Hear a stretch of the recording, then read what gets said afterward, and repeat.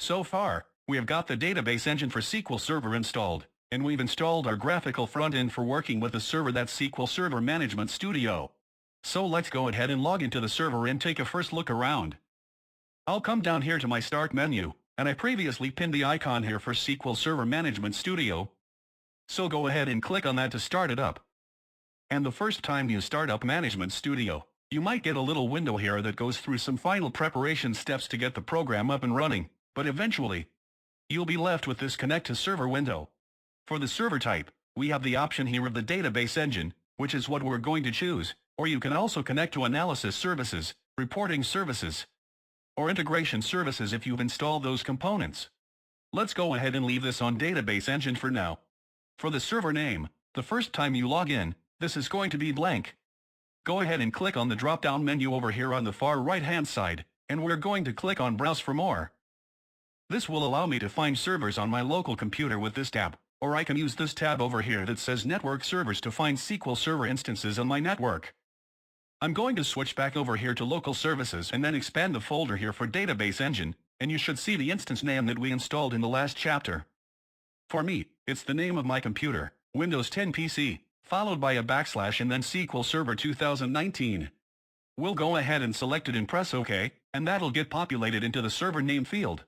Once we've successfully logged into the server, Management Studio is going to remember this name here. So we don't need to go through that process again, and we can simply just choose it from this drop-down list. I'll also point out for the server name that instead of the name of the computer, we can specify the IP address of the computer, or, if we're on a local machine like I am, we can use the word localhost here, or I can just simply type in a single period character. That'll work as well. So those two options are available if you're on a local connection. And that just simply means that you have SQL Server Database Engine running on the same computer that you're running Management Studio on. I'd prefer to include the full computer name, so I'm going to go with that option. Next is our authentication option. Right now it's currently set to Windows Authentication.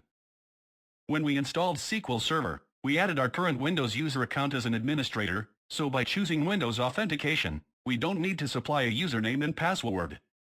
You'll notice that these two boxes are grayed out here. And that's all the information that I need to supply in order to log into my server instance. Before I press the Connect button, there are some additional connection options by expanding this button here that says Options. This will give you access to settings that you probably won't need to change, but depending on the peculiarities of your network, your IT administrators might need you to configure these network and connection settings here. Let's go ahead and collapse this again by clicking on the Options button once again. When everything's filled in here, go ahead and press the Connect button, and Management Studio will connect to your SQL Server instance. And we'll see some activity over here on the left-hand side of the screen. This panel is called the Object Explorer window. This provides a tree view of all the contents of the SQL Server instance. So we have databases here, we have security items, and so on. At the top is a line that shows what instance that we're currently looking at. Here we have the name of my computer, followed by the backslash, the name of the instance. Then inside of a parentheses we have the version of SQL Server that we're working with. And if I expand this window open just a little bit by clicking here and dragging to the right, we'll also see our current Windows login account information there. This is the user account that we've been granted permissions through.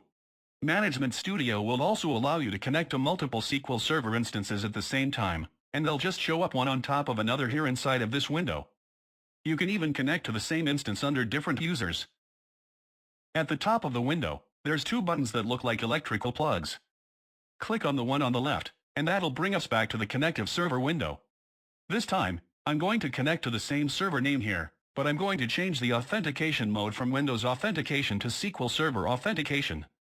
When we installed SQL Server, one of the options was to enable the System Administrator account. This account's login credentials are stored on the server itself, so we'll need to provide a username and password. If you remember, the login name is simply SA, and then we established the password when we installed SQL Server. If you've forgotten what password you chose, that's okay. We'll see how to reset it in an upcoming movie. Once you've got those two pieces of information put in, go ahead and press the Connect button again and you'll see a new version of the SQL Server instance down below. So now here, reviewing the database through the perspective of the SA account, and up above we're viewing the same server through the perspective of our current Windows account.